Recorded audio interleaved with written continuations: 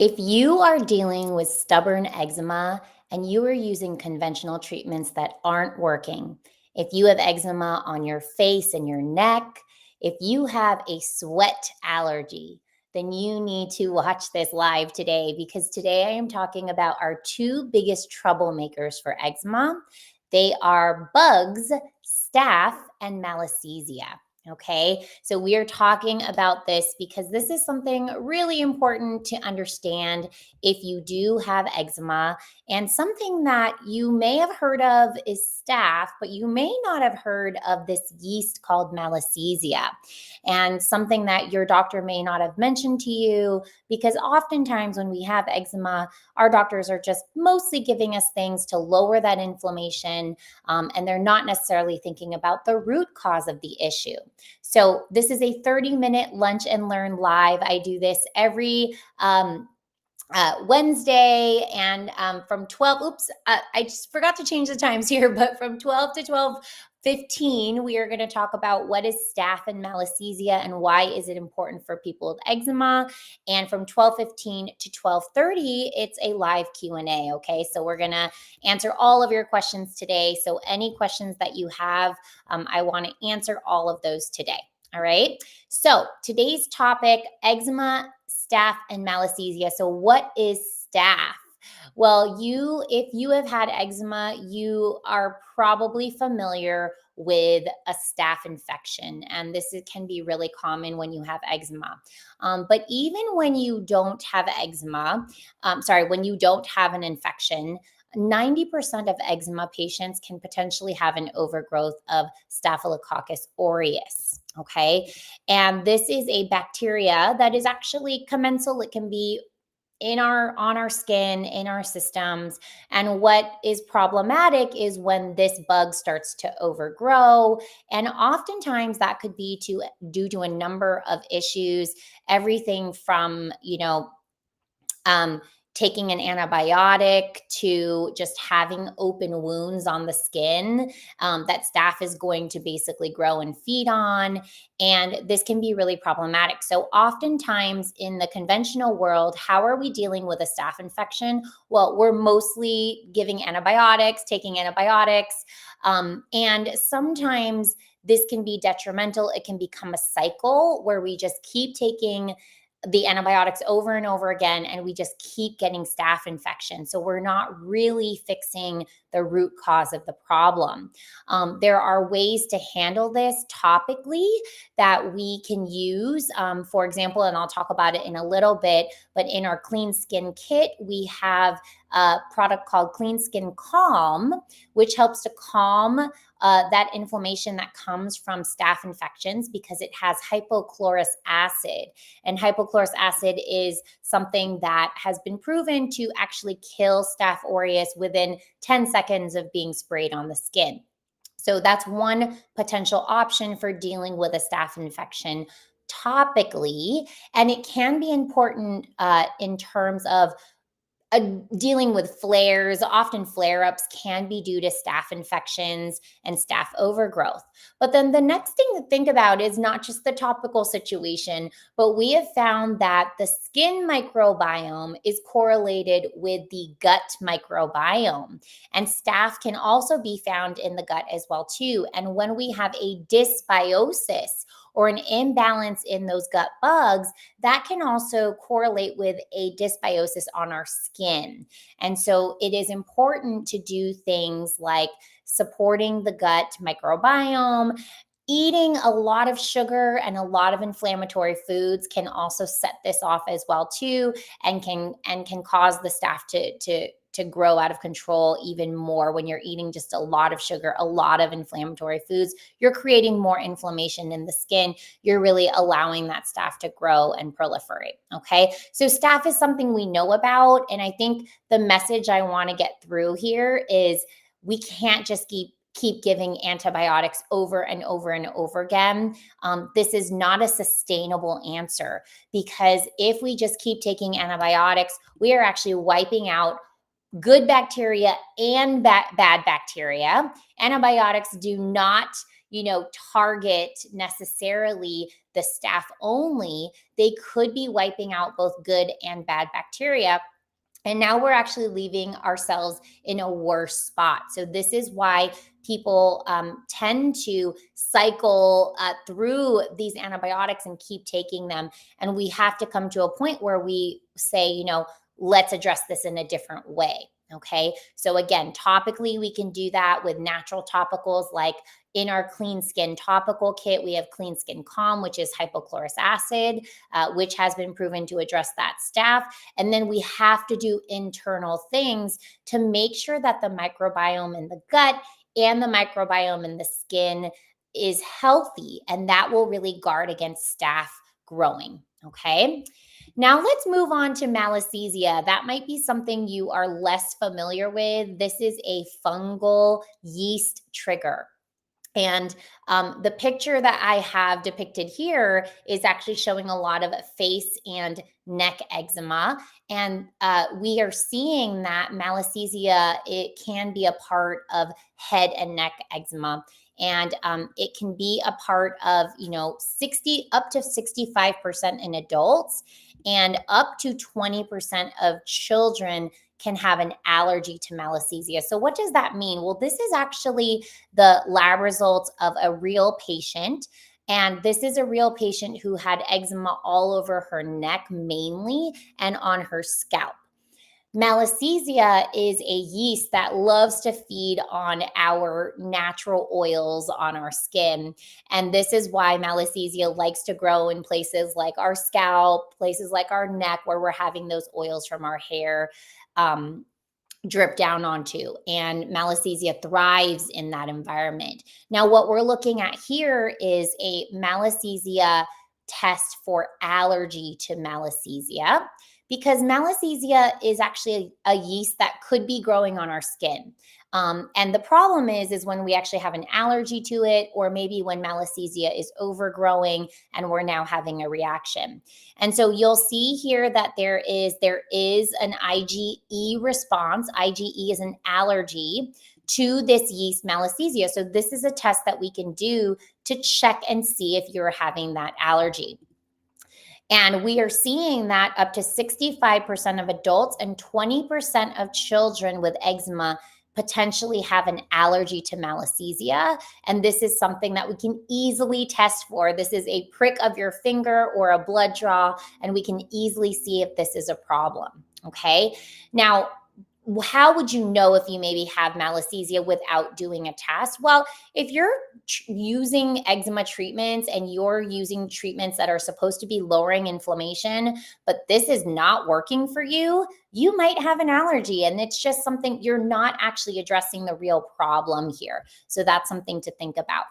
If you're dealing with head and neck eczema and you just keep applying topicals and taking things like Dupixent and you're actually still not feeling like that's getting better, you might need to look into Malassezia as an allergy as well.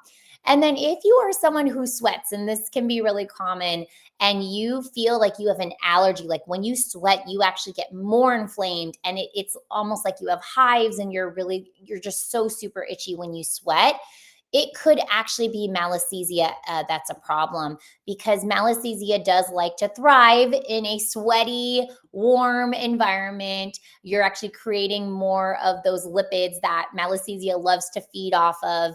And so if you have a sweat allergy, and I remember having this when I had really bad eczema, I would hate going to an amusement park in the summer. I would be sweating and I would mostly be itchy back here behind my neck and right here. I would be so itchy.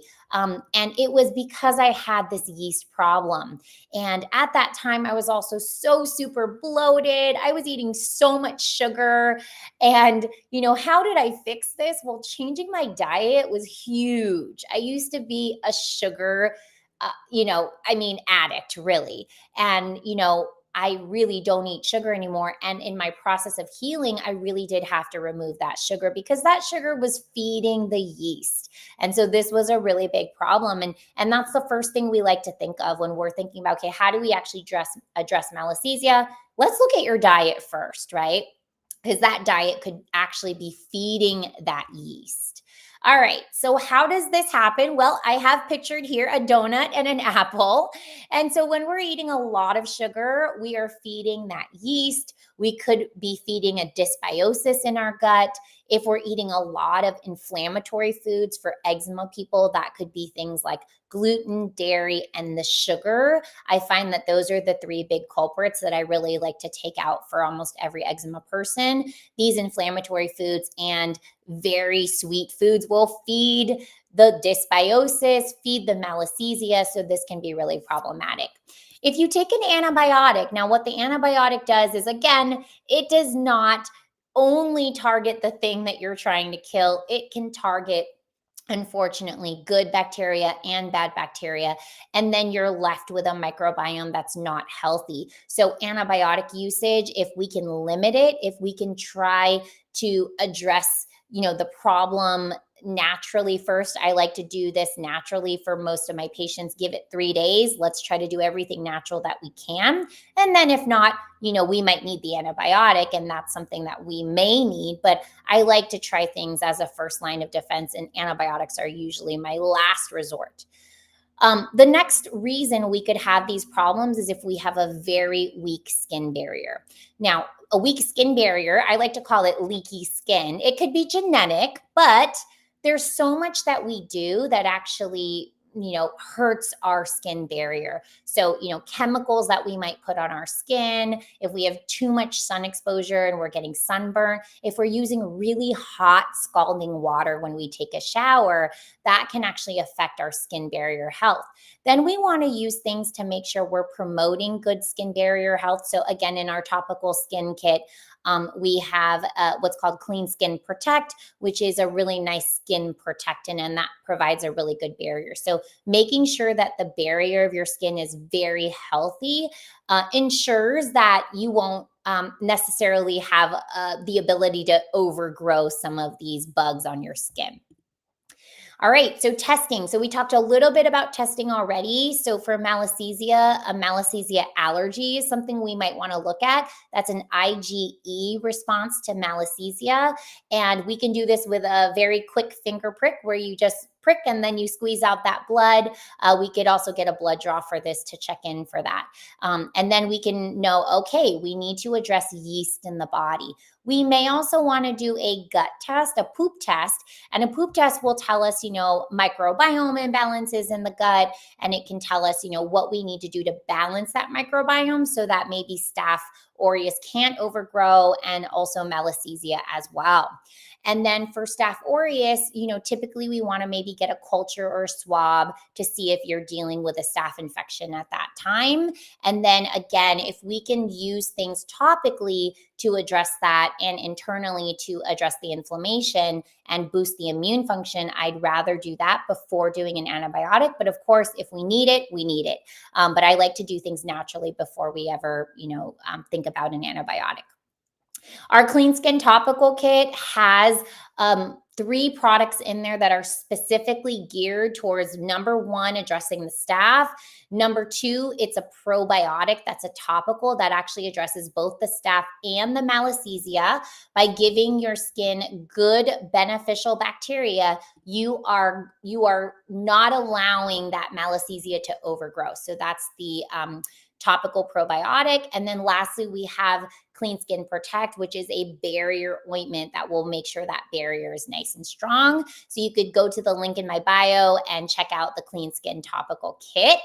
And then if we need additional yeast and fungal support, sometimes I do want to do that, and we'll want to do something more specific like tea tree oil or even grapefruit seed extract. And so this is also a link that I had put in the blog that I wrote on this topic.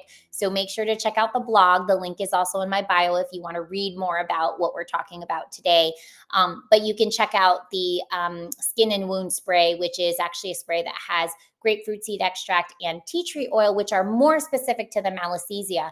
But I don't necessarily recommend just trying, this spray and not knowing whether you have a yeast problem or a Malassezia problem, because, you could just be doing something and it's not exactly targeting what you need to target. So I do recommend getting some testing and see, okay, I do have an allergy to this. We do need to address this, and we need to make sure that we take these levels down. Okay. All right. I would love to open it up to some questions now. So if you guys have any questions, please type into the comments box, and I'm happy to answer any and all questions. Today, we are talking about eczema, staph, and malassezia, two of the biggest troublemakers for eczema people, and they could be hidden. Sometimes we don't know about this. As a reminder, as you guys are typing in your questions, this information is for educational purposes only. If you want to create a doctor-patient relationship, definitely consider doing my free eczema assessment, going to my free eczema workshop, or booking a consultation with me to meet me directly, okay? So please go ahead and type your questions into the comments or chat box. I'd love to answer any and all questions about this topic or about any topic in regards to eczema. And, why can I talk about eczema? Well, number one, I suffered from eczema my entire life. I was born with extremely severe eczema, and I suffered for 30 years of my life. I had to go to medical school to fix this problem for myself. And now I am dedicating my life to helping people who have eczema really get to the root cause. I know that there are answers, and I know how frustrating it can be when you feel like there are no answers. So that's what I'm here for. Okay. All right. Let's see. We do have some questions. Does a Malassezia allergy respond to antifungal creams? Jelena, yes, it can. An over-the-counter topical antifungal cream is a possibility. But I would say it's not everything you need to think about, because as I mentioned, there's also the food that's feeding that. Um, you know, and if you're eating a lot of sugar, that could be a part of it.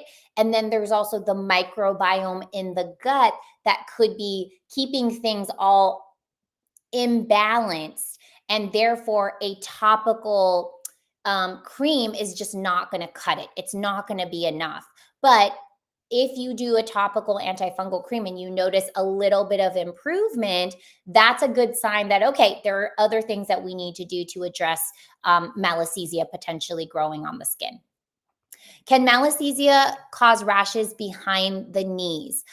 So we have seen that Malassezia can be more related to eczema that is on the head and the neck. Also in the scalp area, even in the eyebrows and places where you have a lot of oils. Can it be related to rashes behind the knees? It's a possibility. But we have seen, and research has showed that we see it more in those kind of oily, very oily areas. Of course, if you are someone who creates a lot of oils in different areas, there could be Malassezia growth in those other areas too. Okay. How can staph be eradicated? I believe that is trying to say. So this is a great question. So, I think conventionally we think, oh, let's take antibiotics, right? But is that really going to fix the problem? Because who here knows you have staph, you take an antibiotic, it goes away, a couple months later it comes right back, right? So what we have to do is we actually have to deal with a real problem, and that real problem is microbiome imbalances. That staph is a bacteria that's allowed to be in our system. We call that a commensal bacteria. So it's okay if we have staph. The problem is when that staph grows too much. So what we really need is a really good, healthy microbiome to keep that staph down. The other thing we need to do is we need to make sure to get that inflammation down on the skin so that the skin can heal, so that the barrier can heal. Because when the barrier is healed, staph can't really grow in that type of environment. Staph likes to grow in broken skin when we're just itching so much. Our fingers are dirty. We're touching this, we're touching that, and then we're touching our skin. And that's where staph likes to grow, okay? My hands get so dry and rough during certain times of the year. This is only after I gave birth. It's very embarrassing shaking people's hands. All right. I'm so sorry to hear this. And one thing about being pregnant is there's so many changes that happen. our hormones are really elevated when we're pregnant, and then afterwards we have changes that are happening. The other thing is the stress piece. And every time I have seen hand eczema, I do have to say that I have seen that there's often a correlation with that patient being very stressed out and having a lot of stress. So, I think that that is something to really think about. If stress is a big piece after you've had a child, it's something to think about, and something we would assess. If we decide to work together, we would say, okay, what are all the factors that have changed after you were pregnant, after you gave birth? Do staph yeast rashes look different than eczema that doesn't have these overgrowths? Yes, this is a great question. I like to say that yeasty type rashes look kind of like mapping, like it looks like a map on your skin. And I actually did have a picture. This woman right here, you can kind of see it almost looks like a continent on her skin. And I often correlate that with a yeasty type overgrowth. And then a staph infection, often you might have some like oozing, some yellow oozing. There might be a little bit of a smell to it. A staph infection looks more like an infected skin. You might see little, almost like pimples.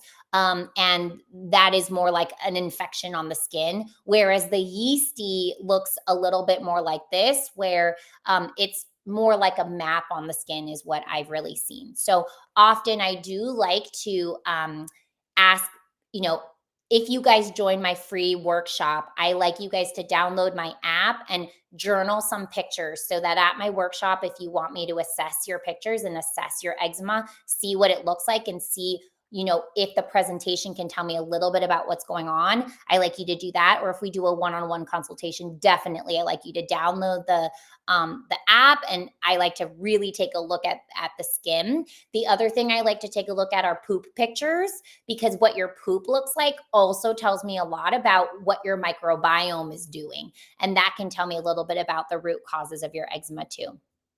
How can we get tested for this? Can a typical derm test, or is it best to create a doctor-patient relationship? Yeah, I have not seen dermatologists test for a Malassezia allergy. Yes, they are definitely testing for staph infections. I have not seen a dermatologist test for this. This is something that I've really uncovered by treating thousands of eczema patients, doing a lot of testing and seeing correlations, and actually this being a problem with myself. I remember when I had really bad eczema and I hadn't gone through medical school yet. This is when I was in college. I asked my doctor if I could take an antifungal. The doctor said, "Why?" I said, "I think I have a fungal issue on my skin." I remember taking that antifungal orally and everything cleared up. But within 2 weeks, it was back. So again, I didn't understand yet at that time, there's more involved. We can't just kill the fungus. We have to make sure that the environment is not conducive to that fungus continuing to grow. Okay. So you guys can create a doctor-patient relationship with me by, you can start off by doing my free assessment. You could come to my free workshop, or you can book a one-on-one consultation. All of those are available on the links in my bio, okay? All right. Hi. Oh, hi there. I know you. Does Malassezia go away if it is addressed from the inside and outside, or is it something that eczema patients always have to battle? This is a great question. And I know exactly who you are. So, Malassezia is something that is on all of our skins. Like, it's a normal commensal yeast. With an eczema patient, the problem is it's overgrowing because we have broken skin barriers, and the Malassezia is able to grow. Maybe we have a lot of inflammation, we have a dysbiosis going on, and then we end up having an allergy to that overgrowth that's happening. So is it something we always have to battle? No. When we kind of fix all those things, the Malassezia should just go to a normal level and we shouldn't have problems with it anymore. Okay. I've done microbiome stool testing and all came back fine. I've been using hypochlorous acid spray trying to help with my flares, but still nothing is helping. Do derms do Malassezia testing? Great question. Again, I've never seen it. And I've seen, thousands of eczema people, and they show me they're testing from the derm. I've never seen anyone show me testing like this from the derm. So it's something that we can test for. The microbiome stool testing, I wonder what test you did. They're not all created equally.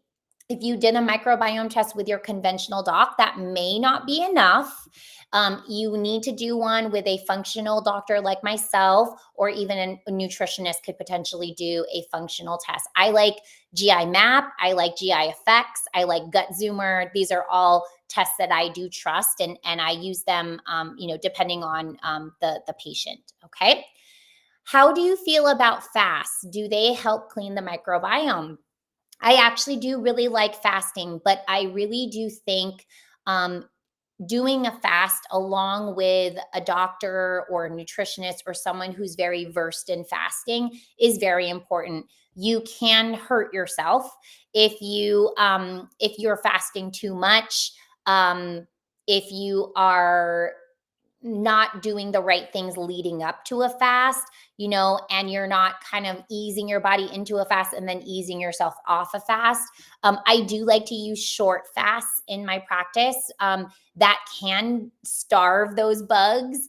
But then it is important that you're eating a really healthy diet, because the fast is not necessarily going to heal everything on its own. You also have to continue the process. Okay. So I do like them. I just think they have to be used in a very particular way. So when I prescribe them as part of this whole process, and there might be a little fast within a lot of things we're doing. Okay. Is TSW recommended, and can the healing the gut assist with TSW? Is TSW recommended? I'm not sure if I understand that question. If you wanted to rewrite that question, and can healing the gut assist with TSW? So number one, absolutely 100% healing the gut can help with TSW.